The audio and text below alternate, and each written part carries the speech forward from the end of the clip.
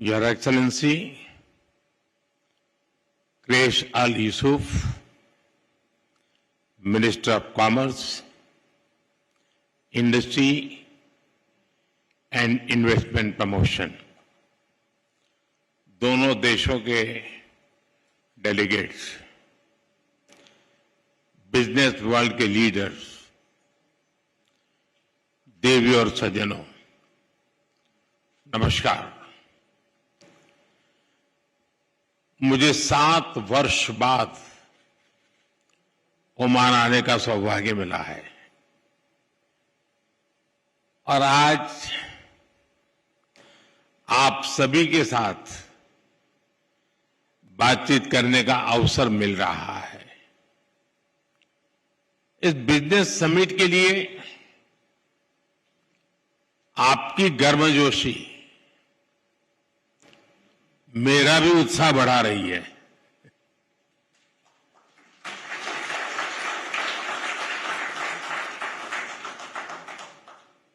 आज की यह समिट भारत ओमान पार्टनरशिप को नई दिशा देगी, नई गति देगी और नई बुलंदियों तक पहुंचने में मदद करेगी। और इसमें आप सभी का बहुत बड़ा रोल है। फ्रेंड्स, आप भारत और ओमान के बिजनेस हमारे ट्रेड को रिप्रेजेंट करते हैं। आप उस विरासत के वारिस हैं जिसका सदियों का एक समृद्ध इतिहास रहा है। सभ्यता के आरंभ से ही हमारे पूर्वज एक दूसरे के साथ मैरीटाइम ट्रेड कर रहे थे। अक्सर कहा जाता है कि समंदर के 2 किनारे बहुत दूर होते हैं, लेकिन मांडवी और मस्कत के बीच अरब सागर एक मजबूत ब्रिज बना है। एक ऐसा ब्रिज जिसने हमारे रिश्तों को मजबूत किया, कल्चर और इकोनॉमी को ताकत दी। आज हम विश्वास के साथ कह सकते हैं कि समंदर की लहरें बदलती हैं, मौसम बदलते हैं, लेकिन भारत ओमान की दोस्ती हर मौसम में और मजबूत होती है और हर लहर के साथ नई ऊंचाई को छूती है। फ्रेंड्स, हमारा रिश्ता ट्रस्ट की नींव पर बना। फ्रेंडशिप की ताकत से आगे बढ़ा और समय के साथ और गहराता चला गया। आज हमारे डिप्लोमेटिक रिश्ते भी 70 इयर्स के हो गए हैं। ये सिर्फ 70 वर्ष का उत्सव नहीं है, ये वो पड़ाव है जहां से हमें अपनी सदियों की विरासत को एक समृद्ध भविष्य की तरफ ले जाना है। फ्रेंड्स, आज हम एक ऐसा ऐतिहासिक निर्णय ले रहे हैं जिसकी गूंज आने वाले कई दशकों तक सुनाई देगी।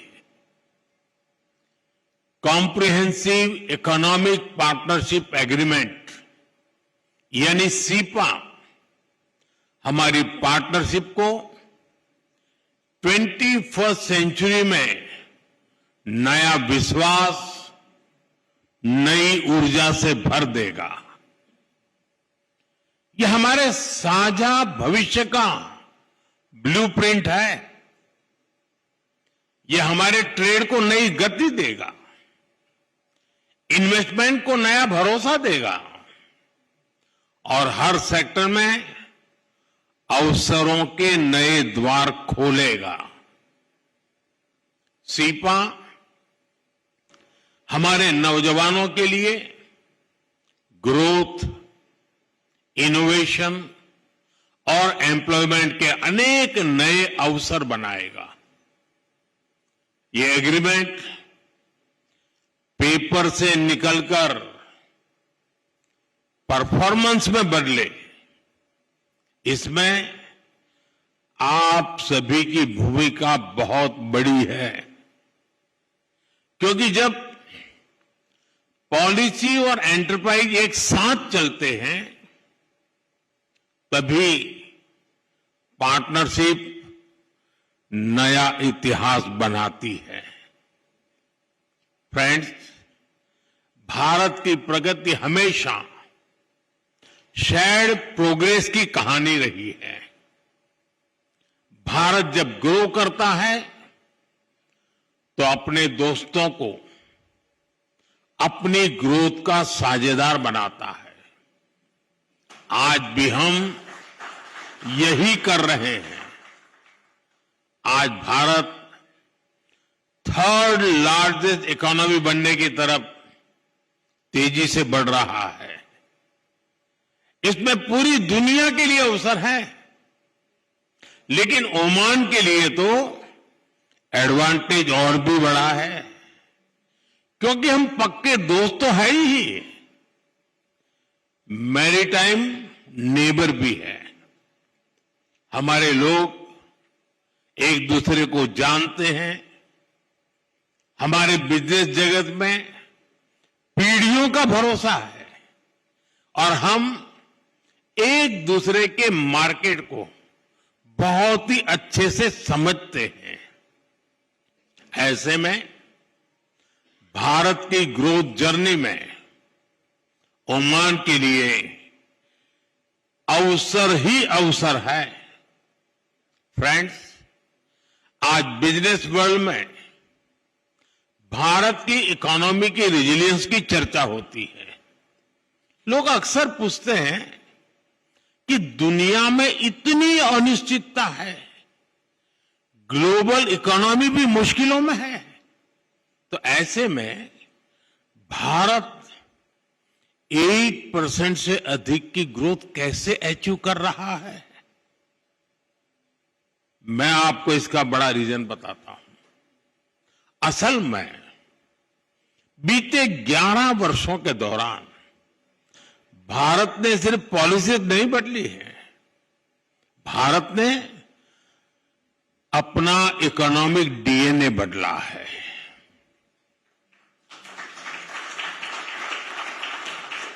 मैं आपको कुछ उदाहरण देता हूं। जैसे गुड्स एंड सर्विस टैक्स यानी जीएसटी है, इसने पूरे भारत को एक इंटीग्रेटेड यूनिफाइड मार्केट में बदला है। इंसॉल्वेंसी एंड बैंकरप्सी कोड से फाइनेंशियल डिसिप्लिन आया, ट्रांसपेरेंसी को बढ़ावा मिला और इससे इन्वेस्टर कॉन्फिडेंस मजबूत हुआ। ऐसे ही हमने कॉरपोरेट टैक्स रिफॉर्म्स किए। इससे भारत दुनिया के मोस्ट कॉम्पिटिटिव इन्वेस्टमेंट डेस्टिनेशन में से एक बन गया है। साथियों, अभी आपने लेबर रिफॉर्म्स की भी चर्चा सुनी होगी। हमने दर्जनों लेबर कोड्स को सिर्फ 4 कोड्स में समेट लिया है। ये भारत के इतिहास के सबसे बड़े लेबर रिफॉर्म्स में से एक है। फ्रेंड्स, जब पॉलिसी क्लैरिटी आती है तो मैन्युफैक्चरिंग को भी नया विश्वास मिलता है। एक तरफ हम पॉलिसी और प्रोसेस रिफॉर्म कर रहे हैं, वहीं दूसरी तरफ भारत में मैन्युफैक्चरिंग को बढ़ावा देने के लिए प्रोडक्शन लिंक इंसेंटिव भी दे रहे हैं। ऐसे प्रयासों से ही आज मेक इन इंडिया अभियान को लेकर दुनिया में बहुत उत्साह है। फ्रेंड्स, रिफॉर्म्स को भारत के डिजिटल पब्लिक इंफ्रास्ट्रक्चर ने और ताकत दी है। गवर्नेंस पेपरलेस हुई है, इकोनॉमी कैशलेस हुई है और सिस्टम कहीं ज्यादा एफिशिएंट, ट्रांसपेरेंट और प्रिडिक्टेबल हुई है। डिजिटल इंडिया सिर्फ एक प्रोजेक्ट नहीं है, ये दुनिया की सबसे बड़ी इंक्लूजन रिवॉल्यूशन भी है। इससे ईज ऑफ लिविंग बढ़ी है और ईज ऑफ डूइंग नए लेवल पर पहुंच चुकी है और भारत में बन रहा आधुनिक फिजिकल इंफ्रास्ट्रक्चर इसको और बेहतर कर रहा है। सुधरती हुई कनेक्टिविटी के कारण भारत में लॉजिस्टिक की कॉस्ट लगातार कम होती जा रही है। फ्रेंड, भारत निवेश के लिए एक आकर्षक डेस्टिनेशन है, ये तो दुनिया मानती है।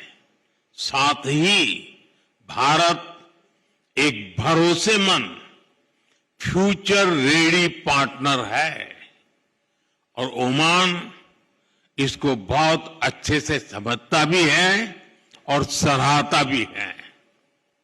हमारा जॉइंट इन्वेस्टमेंट फंड अनेक वर्षों से दोनों देशों में निवेश को बढ़ावा दे रहा है। एनर्जी हो, ऑयल एंड गैस हो, फर्टिलाइजर्स, हेल्थ, पेट्रोकेमिकल्स और ग्रीन एनर्जी हो, ऐसे हर सेक्टर में नई संभावनाएं बन रही है। लेकिन साथियों, भारत और ओमान सिर्फ इतने से संतुष्ट नहीं है। हम कंफर्ट जोन में नहीं रहते। हमें भारत ओमान पार्टनरशिप को नेक्स्ट लेवल पर ले जाना है। इसके लिए दोनों देशों के बिजनेस वर्ल्ड को अपने कुछ बड़े लक्ष्य तय करने ही होंगे। आपका ये काम मैं कुछ हल्का कर देता हूं। मैं आपको कुछ चैलेंज देता हूं। एक ग्रीन एनर्जी में मिलकर कुछ बड़ा कर सकते हैं क्या? क्या हम अगले 5 वर्ष में 5 बड़े ग्रीन प्रोजेक्ट शुरू कर सकते हैं? हमें green hydrogen, green ammonia, solar parks, energy storage और स्मार्ट ग्रिड के क्षेत्र में नए बेंचमार्क्स बनाने हैं। फ्रेंड्स, एनर्जी सिक्योरिटी जितनी जरूरी है उतनी ही आवश्यक फूड सिक्योरिटी भी है। आने वाले समय में यह एक बड़ा ग्लोबल चैलेंज बनने जा रहा है।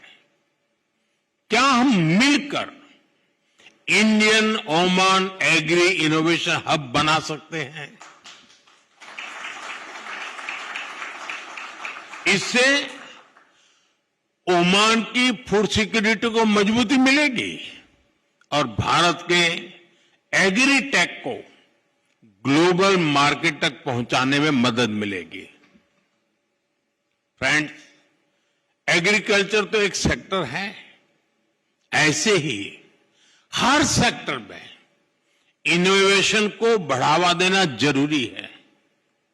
ऐसे में क्या हम ओमान इंडिया इनोवेशन ब्रिज की स्थापना कर सकते हैं?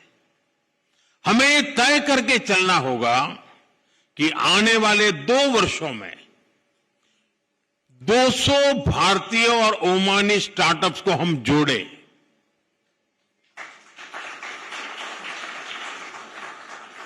हमें जॉइंट इंक्यूबेटर्स बनाने होंगे, fintech sandboxes, AI and cyber security labs का निर्माण करना होगा और क्रॉस बॉर्डर वेंचर फंडिंग को बढ़ावा देना होगा। फ्रेंड्स, ये सिर्फ आइडियाज नहीं है, ये इन्विटेशन है।